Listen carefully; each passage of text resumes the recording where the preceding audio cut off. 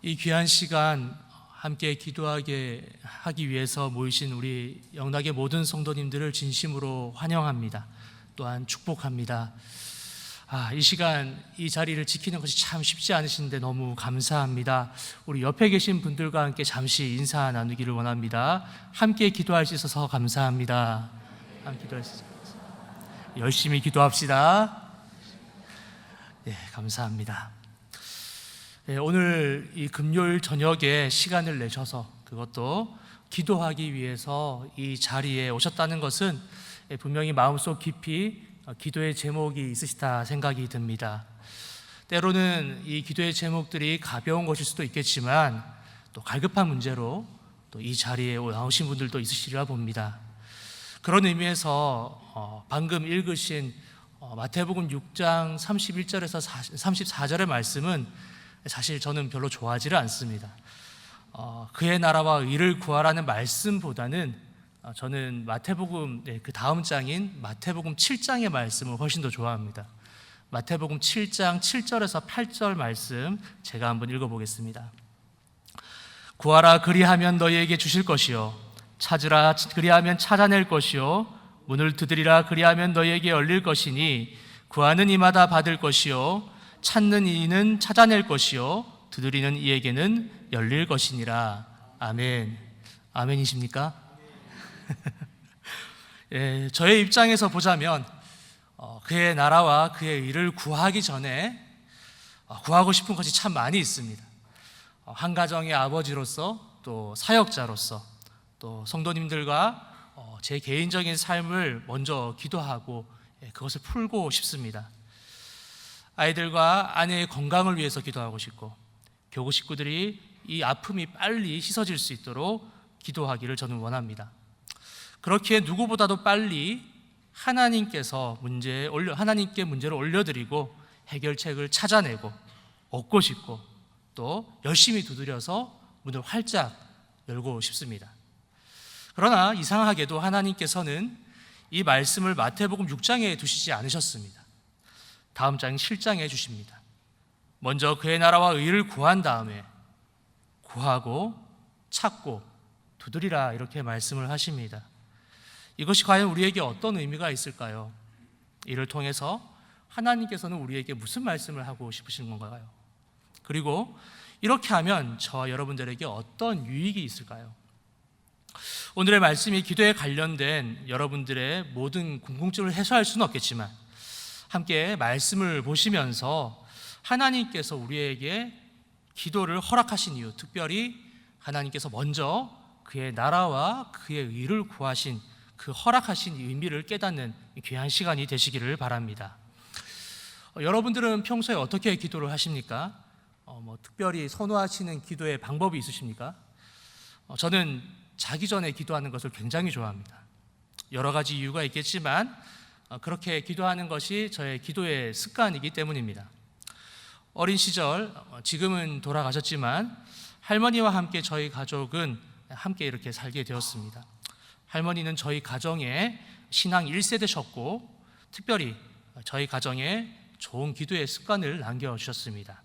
그 중에 하나가 바로 자기 전에 기도하는 거였습니다. 저는 할머니를 통해서 자기 전 기도하는 법을 배웠습니다.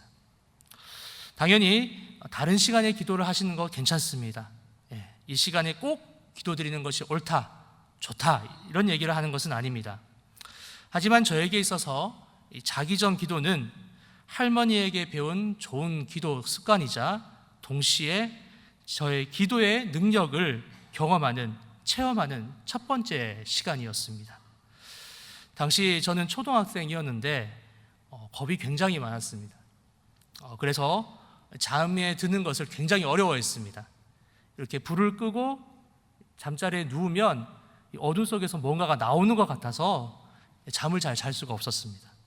그래서 저는 한동안 불을 켜고 잠에 들었습니다. 이런 문제를 해결해 주신 분이 저희 할머니이십니다. 할머니는 저와 제 동생을 함께 모으시고 같이 기도하셨습니다. 무서움과 두려움은 떠나가고 평안한 잠자리가 될 수 있도록 주님 도와주세요. 이렇게 기도해 주셨고 함께 잠자리에 들었습니다. 그렇게 저는 두려움 때문에 어려웠던 그 잠자리를 떨쳐내고 그 이후에는 평안히 잠자리에 들 수 있었습니다. 그렇게 저에게는 이 시간이 자연스러운 기도의 시간으로 자리를 잡았습니다. 좀 더 이 부분에 대해서 이야기를 나누고 싶지만 이 다음의 이야기를 좀 하고자 합니다. 중요한 것은 이렇게 좋은 습관이 들어서 계속해서 기도를 하게 되었는데 이 기도를 하면서 겪게 되는 어려움들이 생기게 되었습니다. 어린 시절에는 사실 이 문제가 생기지 않았는데 청년이 되고 결혼을 하고 책임지는 사람들이 많아짐으로 인해서 저에게 기도에 어려움이 찾아왔습니다. 결혼을 하다 보니 저희 아내가 생기고 그리고 저희 자녀들이 생겼습니다. 그리고 결혼을 하게 되면 이제 양가 어르신들이 있으시죠. 평소에 젊은 시절에 기도했을 때는 조금만 기도하면 되는데 이제 기도해야 될 사람들이 많이 늘어나기 시작합니다. 그리고 교육자가 되니까 더더욱 기도해야 될 대상이 많이 늘어나게 됩니다. 아프신 분들도 계시고요. 또 급하게 기도가 필요하신 분들도 계시고 여러분들을 위해서 기도하게 됩니다. 근데 사실 이 문제는 크게 문제가 되지 않습니다. 많은 분들을 위해서 기도하는 것이 복이고 또 저에게 있어서는 기도의 훈련이 되기 때문에 크게 문제가 되지는 않았습니다. 오히려 청년 시절에 연습하지 못했던 기도 훈련을 제대로 할 수 있구나라고 생각을 해서 기쁜 마음으로 기도의 자리를 들어가게 되었습니다. 하지만 시간이 지남에 따라서 한 사람 한 사람에 대해서 좀 더 깊게 기도를 하고자 하고 또 신방을 통해서 또 여러 가지 일을 통해서 한 사람 한 사람 개인의 문제를 깊이 알아가게 되면서 이 기도에 어려움이 찾아오게 됩니다. 한 사람을 위해서 기도하기 위해서 10분의 시간이 필요한데 여러분들 많은 사람들을 위해서 기도하기 시작하니까 기도의 시간이 부족하게 된 것입니다. 더군다나 이 기도의 제목들이 여러분들의 기도를 이렇게 들어보면 기도가 중복되는 내용들이 굉장히 많이 있습니다. 그러다 보니까 기도가 중언부언되는 그런 문제가 생기는 겁니다. 끝이 없이 기도하다가 잠드는 모습, 물론 아름다운 모습이지만 이렇게 계속 지속되면서 이게 지혜로운 기도 방법일까? 라는 의구심이 들었습니다. 그리고 이런 문제도 있습니다. 언젠가 젊은 부모님들에게 기도의 제목을 받았습니다. 어떤 기도 제목이냐 하면 우리 사랑하는 자녀가 있는데 이 아이들이 대학에 잘 입학할 수 있도록 좀 같이 기도해 달라는 기도의 제목이었습니다. 저도 너무나 기쁜 마음으로 이 아이가 학과를 잘 선택하고 또 좋은 방향으로 좋은 학과, 좋은 대학으로 갈 수 있도록 함께 기도를 했습니다.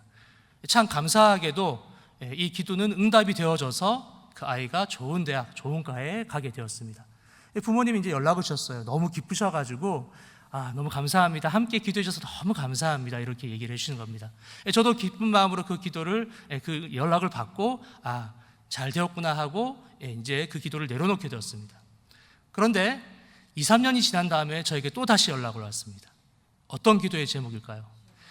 이제 대학 입시가 끝났고 열심히 학교 공부를 했으니까 이제는 취업을 위해서 같이 좀 기도해 달라는 겁니다. 그렇죠. 중요하죠.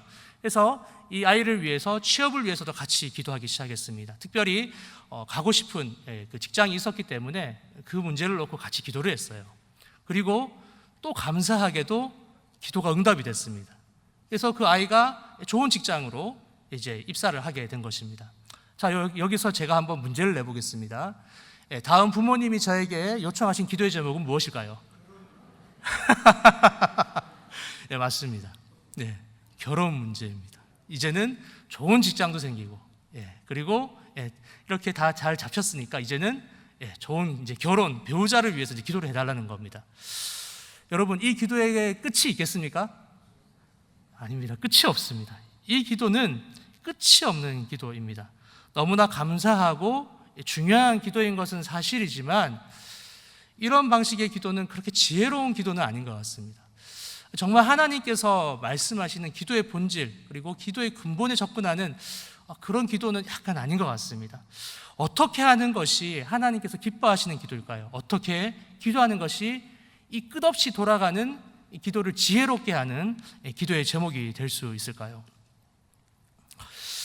오늘 본문의 말씀도 정확히 일치하는 것은 아니지만 사실 이와 비슷한 맥락에서 우리에게 말씀을 전하고 있습니다. 말씀을 다 읽진 않고 제가 6장 후반절 31절에서 34절까지의 말씀만 읽었는데요, 사실 오늘 본문은 6장 전체라고 보시면 됩니다. 마태복음 6장은 기도에 관한 말씀입니다.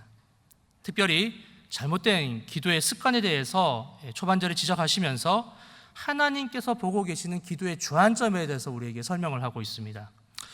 6장 초반을 보시면 예수님께서는 구제와 기도에 대한 잘못된 모습에 대해서 지적을 하고 계십니다.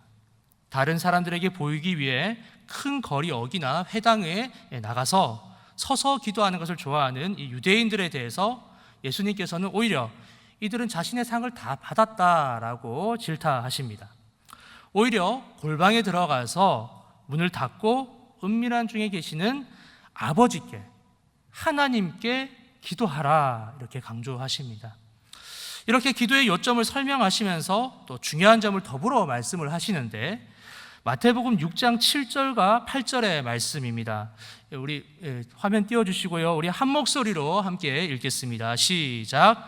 또 기도할 때 이방인과 같이 중언부언하지 말라. 그들은 말을 많이 하여야 들으실 줄 생각하느니라. 그러므로 그들을 본받지 말라. 구하기 전에 너희에게 있어야 할 것을 하나님 너희 아버지께서 아시느니라. 아멘. 예수님께서는 유대인들의 잘못된 기도와 더불어서 이방인들이 주로 잘못하는 기도의 습관에 대해서도 말씀을 해주십니다. 중언부언하지 말라는 겁니다. 의미 없는 말, 빈말을 되풀이하지 말 것을 이야기합니다. 왜 그렇습니까? 8절의 말씀처럼 우리가 구하기 전에 하나님께서는 우리 기도의 제목들, 우리의 마음을 잘 아신다는 겁니다. 사랑하는 여러분, 이 말씀을 믿으십니까? 하나님께서는 우리가 구해야 할 바가 무엇인지 이미 다 알고 계십니다. 이것은 기도에 있어서 가장 중요한 부분입니다. 하나님께서 이미 우리의 마음을 다 알고 계신다, 이 말씀을 들으면 한편으로는 마음이 편안하기도 하고 또 한편으로는 마음이 불편하기도 합니다. 우리의 마음이 편안한 이유는 하나님께서 우리의 기도의 제목을 잘 아시니까 내가 좀 잘못 기도하더라도 하나님께서 충분히 이해해 주시겠지, 또 내가 놓친 기도의 제목이 있더라도 하나님께서 이 나머지 부분을 채워주시겠지 하는 평안함 때문입니다. 또 한편으로 이 마음이 불편한 것은, 그렇다면 하나님께서 모든 기도의 제목을 잘 아신다면 우리에게 있어서 기도는 도대체 무슨 의미인가 하는 생각이 듭니다. 다 아는 내용을 굳이 하나님 앞에 쏟아놓는다는 게 그게 도대체 무슨 의미가 있습니까? 왜 우리는 기도해야 합니까? 왜, 어떻게 우리는 기도해야 합니까? 이렇게 의문이 생기게 됩니다. 오늘은 그 이유에 대해서 좀 더 말씀을 나누고자 합니다. 사실 이 부분이 제가 오늘 말씀을 준비한 이유이기도 합니다. 아까 말씀드렸듯이 저는 잠자기 전에 기도를 합니다. 조용히 앉아서 하루를 묵상해보고 오늘 하루를 살면서 어떤 부분이 부족했는지, 또 실수한 부분은 없는지 자기 반성도 하기도 하고, 또 때로는 정말 기도해야 될 내용, 필요한 내용에 대해서 생각하면서 기도를 합니다. 그러다가 소위 기도의 한계로 인해서 기도길이 막힌 일이 있었습니다. 몇 가지 이유가 있는데 앞에서도 잠시 이야기를 했지만 기도 제목이 끝이 없음으로 인함이었습니다. 기도의 대상은 계속해서 늘어나고 똑같은 내용의 기도를 매일 계속 반복해서 기도하면서 끝없이 기도를 하게 되는데 과연 이 기도가 무슨 의미가 있을까 하는 깊은 회의감이 들었습니다. 그리고 또 하나, 이와 관련된 아주 심각한 문제가 하나 있었는데, 내 삶에서 기도를 해도 해결되지 않는 문제에 관한 기도였습니다. 사실 기도가 늘어나는 이유 중에 하나이기도 합니다. 잠시 저희 가정에 대해서 말씀을 드리자면, 저는 남동생이 한 명 있습니다. 굉장히 내성적이고 좀 수줍음이 많은 동생인데 그래도 부모님을 잘 섬기고 성실하게 살아가는 동생이었습니다. 그런 동생이 오랜 기간 동안 준비한 게 있었는데 공무원 시험이었습니다. 열심히 또 최선을 다해서 준비하였고 참 감사하게도 늦은 나이에 공무원에 합격을 하였습니다. 저희 가족에게 있어서는 가장 큰 경사였습니다. 왜냐하면 저나 저희 부모님이나 동생의 취업은 가장 큰 기도 제목이었기 때문입니다. 이제 직장도 생겼겠다, 결혼만 하면 되겠구나라는 생각에 저도 결혼 기도를 하기 시작했습니다. 그런데 그렇게 기도를 시작하던 때 동생에게 문제가 생겼습니다. 동생은 공무원이 된 지 몇 년 만에 마음에 큰 병을 얻었고 공무원직을 그만두게 되었습니다. 저희 가족에게는 너무나 어이없고 아픔의 시간이었습니다. 조용한 밤 저는 동생을 위해서 몇 년간 기도를 했습니다. 동생의 마음이 회복될 수 있도록, 그리고 정상적인 생활을 할 수 있도록 끊임없이 기도하였습니다. 하나밖에 없는 제 동생을 위해서 제가 가볍게 기도했겠습니까? 정말 온 마음을 다해서 기도했는데 그 기도는 응답되지 않았습니다. 출구가 보이지 않습니다. 이 기도가 너무나 고통스러웠던 것은 동생이 가진 마음의 병에 아무런 차도가 없기 때문입니다. 오히려 상태는 악화되어 있었고 마음은 너무나 속상하고 안타까웠습니다. 기도의 갈피를 잡기가 어려웠습니다. 무엇보다 힘들었던 것은 과연 이 기도의 제목에 끝은 있는가? 언제쯤 내 동생은 회복될 수 있는가? 하루를 마치고 동생을 생각하면 가슴이 너무 먹먹해서 고통스러워서 어찌할 수가 없었습니다. 이 무거운 현실을 놓고 기도할 때, 특별히 언제 이 아픔이 끝날지 모르고 기도하면서 지쳐가고 있을 때, 저는 제 기도의 이 끝없는 이 기도의 한계를 느꼈습니다. 아, 이거 무엇인가 잘못됐구나. 어찌 기도를 하면서 이렇게 지칠 수가 있는가? 뭔가 이상하다. 도대체 내 기도는 무슨 문제가 있는 것일까? 깊은 한숨이 새어나왔습니다. 기쁨과 하나님께 기도드리면서 억울해서 저는 하나님께 말씀을 드렸습니다. 하나님, 저한테 왜 이러시는 겁니까? 이 끝없는 기도를 언제까지 하고 있어야 합니까? 제 동생은 언제 회복됩니까? 무언가 차도가 있고 바뀌어야 기도도 할 수 있는 거 아닙니까? 동생을 위해 아무리 기도해도, 아프신 분들을 위해서 아무리 기도해도, 구원을 위해서 아무리 기도해도 바뀌지 않는데 도대체 이 기도는 왜 하라고 하시는 겁니까? 이제는 지쳐서 기도도 못하겠습니다. 막막해서 기도하고 싶지 않습니다. 이제 정말 아무것도 안 하렵니다. 기도를 못하겠습니다. 그때 떠오른 말씀이 오늘 본문의 말씀이었습니다. 너희는 먼저 그의 나라와 그의 의를 구하라. 이게 무슨 뚱땅지 같은 이야기입니까? 내일도 해결이 되지 않는데, 아직도 많은 기도의 제목들이 있는데, 많은 사람들을 위해서 기도해야 되는데, 하물며 하나님 나라를 위해서 기도하는 것, 그것은 하나님께서 이미 계획하시고 다 이루실 수 있는 것 아니냐. 그런데 왜 저에게 먼저 그의 나라와 그의 의를 먼저 구하라 이렇게 말씀하시는지 이해를 할 수가 없었습니다.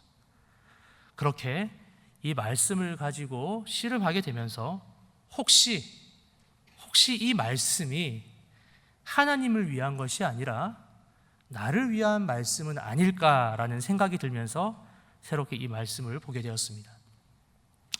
아까 말씀드렸던 내용처럼 하나님께서는 우리의 필요를 너무나 잘 알고 계십니다. 우리의 마음속을 다 들여다보고 계셔요.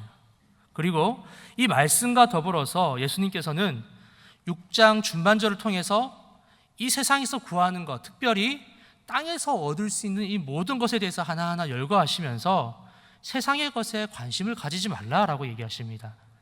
우리가 잘 알고 있는 말씀 중에 6장 24절에 한 사람이 두 주인을 섬기지 못할 것이니 혹 이를 미워하고 저를 사랑하거나 혹 이를 중히 여기고 저를 경히 여김이라. 너희가 하나님과 재물을 겸하여 섬기지 못하느니라. 이 말씀도 이와 같은 맥락에서 말씀이 나오고 있습니다. 이렇게 예수님께서는 세상에서 얻을 수 있는 모든 것이 무용하다라고 이야기하시면서 30절의 말씀, 저희 본문 바로 앞에 말씀을 하십니다. 제가 한번 읽어보겠습니다.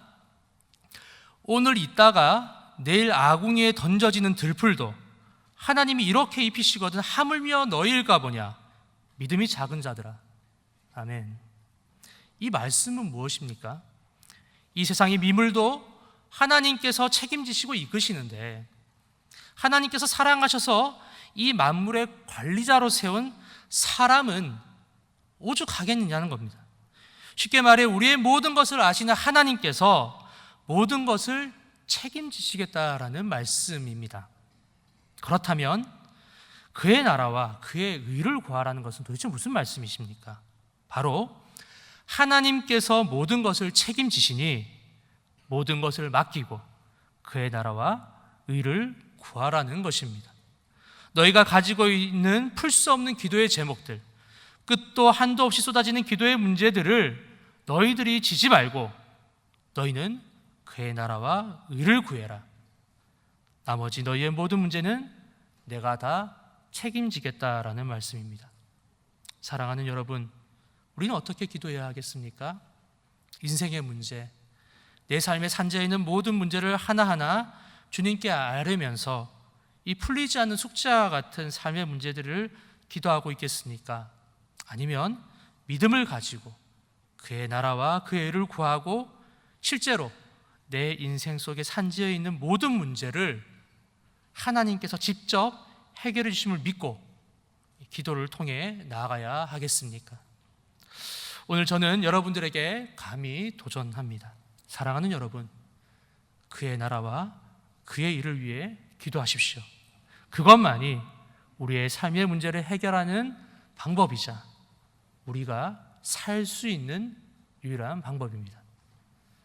저는 오늘의 말씀이 하나님 나라를 이루기 위해 그의 나라만 보라는 그런 말씀을 하고 있는 것이 아니라 오히려 많은 것을 기도하고 그 기도의 결과로 인해 실망하고 낙담한 성도, 특히 저같이 약한 그리스도인들을 위한 배려라는 사실을 깨닫게 되었습니다.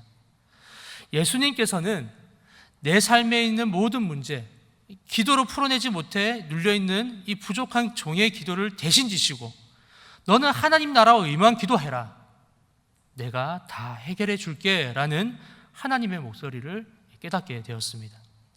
사랑하는 여러분, 물론 저는 여러분들에게 이제부터 삶의 소소한 모든 문제를 기도하지 마라 라고 얘기를 하는 것이 아닙니다. 기도하셔도 됩니다. 그러나 우리가 가장 먼저 기도해야 할 것은 하나님 나라와 그의 일을 위한 기도라는 점을 잊지 마셔야 합니다. 그것이 단순히 하나님의 나라만을 위한 것이 아니라 하나님의 나라에 속해 있는 나를 위한, 나를 살리는 기도라는 점을 꼭 기억하시기 바랍니다. 삶 속에 녹아있는 기도 제목은 사실 그 자체만으로 굉장히 무거운 짐입니다. 사랑하는 이들의, 특별히 가족의 구원 문제, 병환으로 인해 이미 수십 년간 고통받는 문제, 가정의 끊임없는 갈등, 이러한 기도 제목은 많기도 할 뿐 아니라 하나하나가 너무나 무겁습니다. 언제 해결될지 모르는 끝없는 상황 속에서 싸워나가는 것이 결코 쉽지가 않습니다. 오히려 성숙한 믿음 없이 이 모든 것을 단순하게 생각하고 무거운 짐이 되어서, 계속 기도하게 되면 무거운 짐이 되어서 결국 오히려 기도를 포기하게 되는 상황까지 흘러가게 됩니다. 그러나 우리가 하나님의 나라와 그의 일을 위해서 기도하기 시작하면 내 삶 속 기도의 짐은 더 이상 나의 것이 되지 않습니다. 하나님께서 책임지시고 내 모든 짐을 대신 감당하시기 때문입니다. 마치 예수님께서 우리의 죄를 대속하신 것처럼 내 삶의 모든 문제를 대신 지시고 우리는 오직 그의 나라와 그의 의에만 집중하게 하는 것입니다. 마치 마태복음 11장 29절 30절의 말씀과 같습니다. 우리 함께 읽도록 하겠습니다. 시작. 나는 마음이 온유하고 겸손하니 나의 멍에를 메고 내게 배우라. 그리하면 너희 마음이 쉼을 얻으리니 이는 내 멍에는 쉽고 내 짐은 가벼움이라 하시니라. 아멘. 사랑하는 여러분, 하나님의 나라와 의라는 가벼운 짐을 주십시오.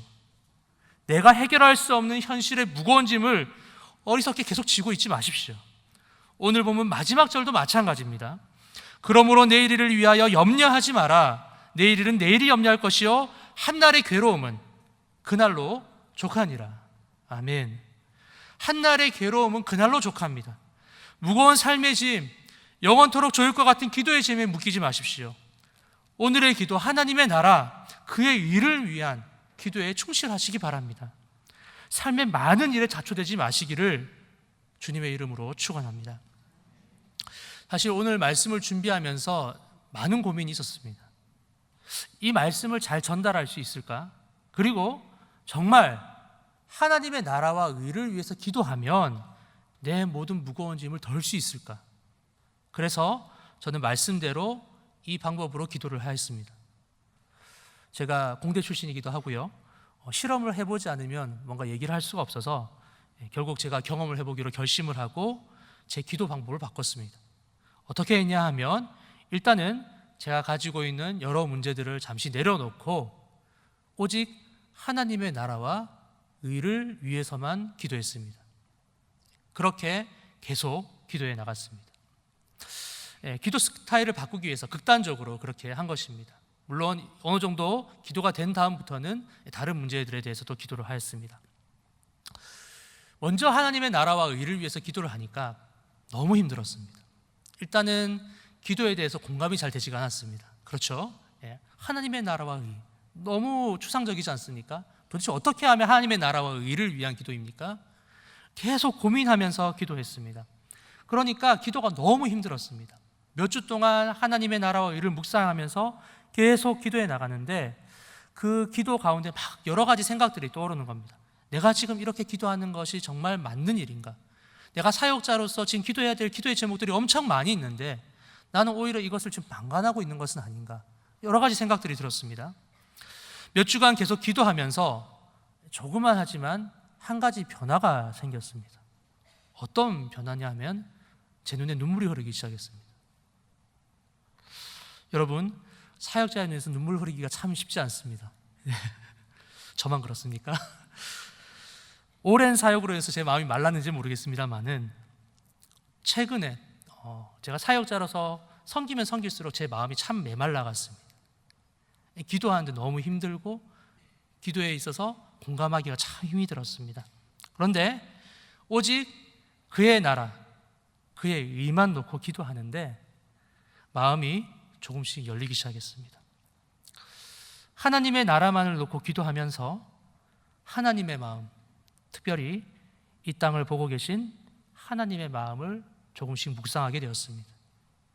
그러면서 내 마음이 아니라 하나님의 애통함에 대해서 묵상하기 시작하였고 내 생각이 아니라 하나님의 긍휼함을 보게 되었습니다. 하나님께서 이 나라를 얼마나 사랑하시는지, 얼마나 주의 사랑으로 이 땅을 변화시키고 싶으신지 그것을 조금씩 깨닫게 되었습니다. 이렇게 기도하면서 조금씩 기도에 힘이 생기기 시작했습니다. 마치 기도 자체에 생명력을 얻은 것만 같았습니다. 지치는 기도, 내 힘으로 하는 기도가 아니라 그냥 하나님께서 주시는 마음으로 기도하면서 하나님 나라를 위한 기도의 문이 조금씩 더 열리기 시작했습니다. 그리고 이렇게 기도한 지 한 달이 되었을 때는 실제로 하나님께서 어떻게 역사하신지를 조금씩 볼 수 있게 되었습니다. 동생을 위해 기도해 오면서 사실은 제 마음속에 포기하고 넘어져 있었는데 하나님의 마음을 알게 되고 또 실제로 하나님께서 제 동생을 위해서 이루고 계신 변화를 제 눈이 아니라 하나님의 마음으로 조금씩 깨닫게 되었습니다. 과거에는 볼 수 없었던 것을 하나님의 나라를 위해서 기도하게 되면서 하나님의 눈으로, 하나님의 시각으로 하나님의 마음과 그의 일하심을 볼 수가 있게 되었습니다. 이런 경험들이 쌓이게 되면서 제 마음속에 무너져 있던 기도에 대한 불신과 또 여러 가지 어려움들이 해결이 되었고 하나님께서 정말 일하시는구나, 실제로 일하시는구나라는 믿음이 생기기 시작했습니다. 끊임없이 기도하던 내용들을 정리하고 하나님께서 책임지시며 이끌어 주실 것이라는 확신이 들었습니다.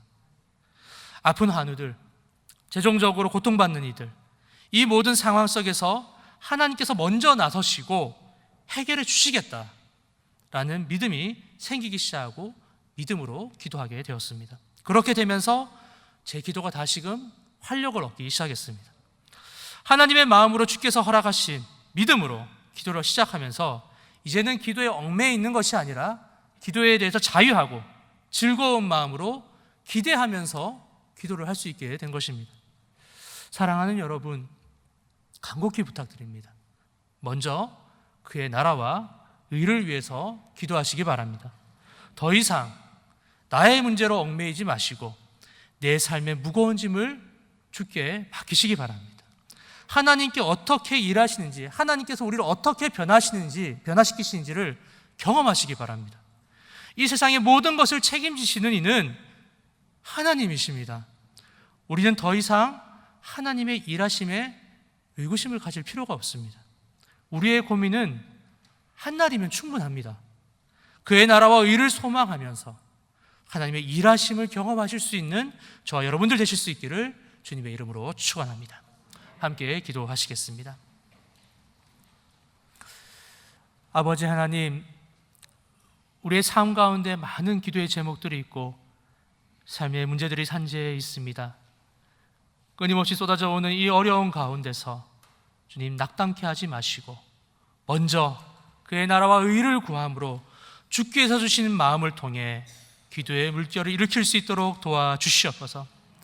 내 속에 있는 잘못된 불신과 내 마음속에 있는 나의 힘이 아니라 오직 주의 능력으로, 주님의 마음으로, 주님의 애통하심으로 기도할 수 있도록 도와주시옵소서. 기도의 문을 열어주시는 이는 아버지 하나님이십니다. 내가 기도하는 것이 아니라 아버지 하나님께서 기도하게 하심을 믿게 하여 주시옵소서. 믿음으로 이 모든 것을 돌파해 나갈 수 있도록 이끌어 주시옵소서. 감사드리며 예수님의 이름으로 기도드립니다. 아멘.